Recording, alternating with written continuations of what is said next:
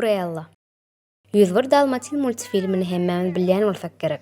Bu multfilmdäki gülküsü we moda söýgüsü bilen tanalýan Cruella de Vil keşfiniň durmuşyny gaýtadan ele alýan Cruella filmi hem siziň göwnüňizden turar diýip pikir edýäris.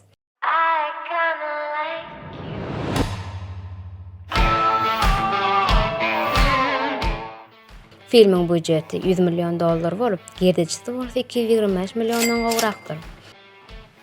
Emma Stone ýarysy ak, ýarysy gara saçy we mikri ýylgyrsy bilen Cruella'nyň keşfini üstünlikli ýerine ýetirýär.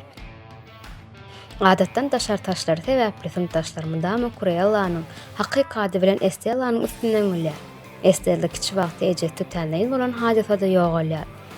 Bu hadisadan soň ol Londonda özi ýaly 2 sany ýetim oglanjyk bilen bile olalýar. Cruella filmi Büyük Britaniýanyň 40 ogla ýerine, aglaba bölegi bolsa London şäherine düşürilýär. Film 1970-nji ýyllaryň wakasyny görüň berýär. Esas arzuwy moda dizayner bolmak bolan Estella bu arzuwyna ýetmek üçin dürli ýollardan geçýär. Estella'nyň moda bolan koýuwy Londonyň iň meşhur dizayneri, ajaýyp hem de rehimsiz baranesyň ünsini çekýär. Ol Estella'ny öz ýanyna işe çagyrýar. House of Baroness şirketinde işlemek Estella'nyň arzuwy bolan sebäpli ol, işine höwes bilen ýapyşýar. Emma garaşylmaýan bir syryň ýüze çykmagy bilen Estella gizlenlik bilen Baronnessyň garşysyna hereket etmäge başlaýar. Cruella filmi 2019-njy ýylyň awgust aýyna düşürilip başlanýar we şol ýylyň noýabr aýyna oturýar. Şeýlelikde bu film 2021-nji ýylyň 28-nji maýyna Walt Disney kinokompaniýasy tarapyndan ýaýlama göýberilýär.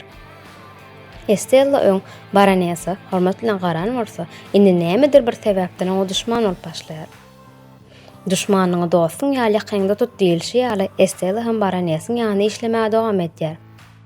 Emma Baronessaň dawara akşamlaryna gezek gelenine bolsa, özüne mahsus çykyşlary bilen Cruella öwrilýär. Ol her dawarada Baronessaň mehmanlarynyň ünsini çekmäge başlarýar. Şeýlelikde Baroness mi ýa Cruella'my diýen soraw ýüze çykýar. Haýsy hasanat dizayner. Baroness öz dawaralaryna Cruella'nyň ýanyna pese gatjar. Elbetde gazet jurnallarda hem Cruella'nyň ajaýyp çykyşlary barada ýazylar neşir edilýär. Bu bolsa Baronessy gatyga harlanýar we ol Cruella'nyň kimdigini ýazarlap başlaýar. Baroness filmiň erwet häsiýetli gahrmany. Ol ören rehimsiz we ulumsaýar. Bu ulumsaýaryň keşfini Oscar bayragyna eýe bolan Emma Thompson canlandyrýar. Mikir Cruella'nyň keşfini hem Oscar bayragyna eýe bolan Emma Stone ýerine ýetirýär. Elbetde Cruella Baroness bilen ýarşyna we başga-da köp ýerde dostlary Jasper we Harris kömek etdiler. Bu kömekçi aktörler ýani Joel Fry we Paul Walter Hauser filmi hasym gyzyklanýar. Filmdäki eşikler diýsen ajaýyp. Munyň sebäbi hem Disney kinokompaniýasynyň Oscar bayragynyň eýesi bolan diýsen kulply dizayner Jenny Bevan bilen işleşmegidir. Şu wagt adamlar esasy gyzyklanýan soraw, film Oscar bayragyna münasip bolarmy?